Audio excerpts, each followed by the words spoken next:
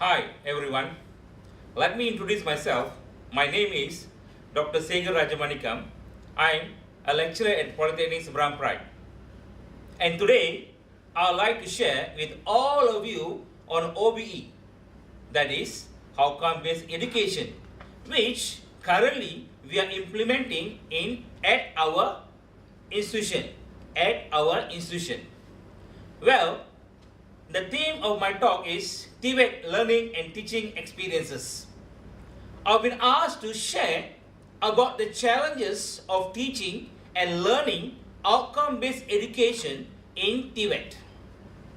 Okay, I've chosen to speak about this topic is because currently we are actively implementing the outcome-based education on all engineering courses here at Polytechnic.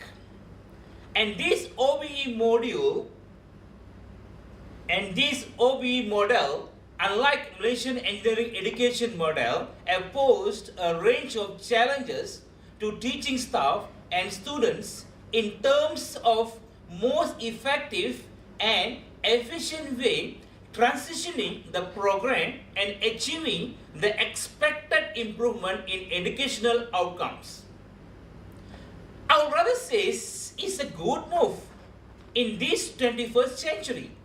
However, we need to overcome all the obstacles in implementing OBE in our system to achieve maximum result which will benefit our students and the stakeholders.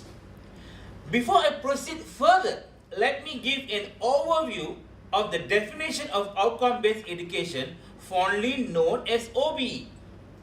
As all of you are aware, OBE is originally initiated by William Spady.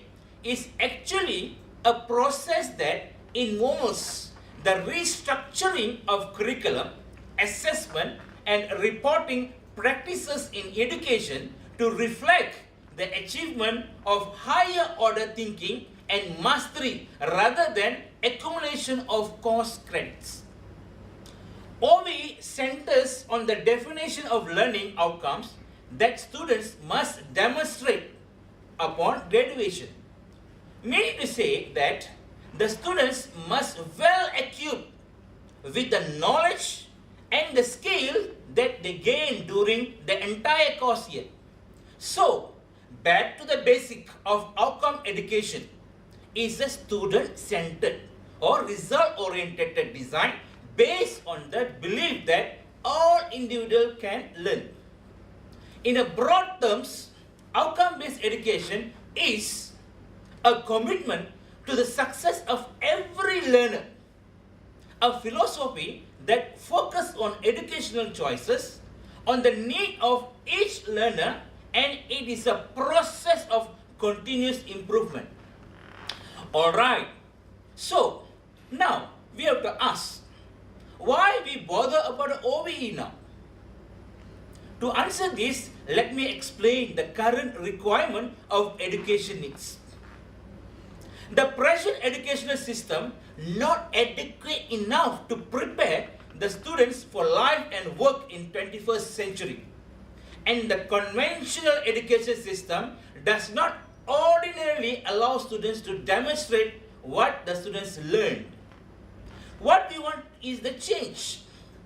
I would rather say a transformation in accessing our students.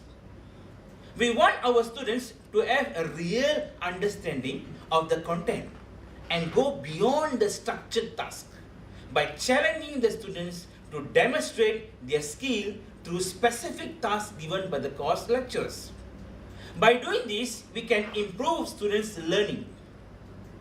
OBE places students in a center, making them active and responsible learners. And on the other hand, it modifies the role of lecturer from being a giver and presenter of knowledge to a facilitator of the learning process.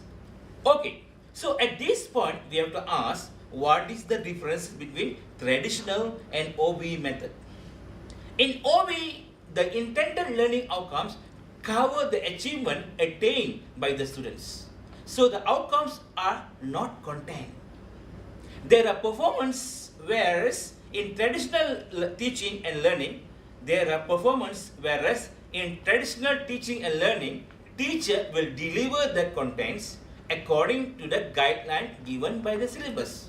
So, what is the principle of OBE? OBE can be defined in terms of 4 principles. That is, clarity of focus, expanded opportunity, high expectation, and finally design down. Let me explain the 4 principles based on my experiences and understanding dealing with outcome-based education. First, clarity of focus means that all the instructional delivery assessment method is geared up to what we want the students demonstrate successfully at the real world, not just end of the week, semester or year. Now, principle number 2 is expanding opportunity. It means expanding the ways and number of times the students get chance to learn and demonstrate at very high level. Number three is high expectations, which means we want all the students to able to do significantly things very well at the end. This is what I will make sure during my lecture. Though we do sometimes face many problems like lack of resources, the time is too short, etc., etc. The 4th principle is design down. We lecturers based on the curriculum provided by the institution, which has very clear definition of intended outcome at the end of the program.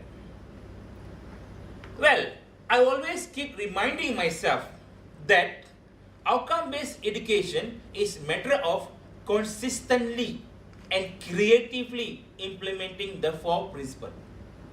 So, if we stay focused on these 4 principles that we have discussed, we will become more and more successfully applying OBE.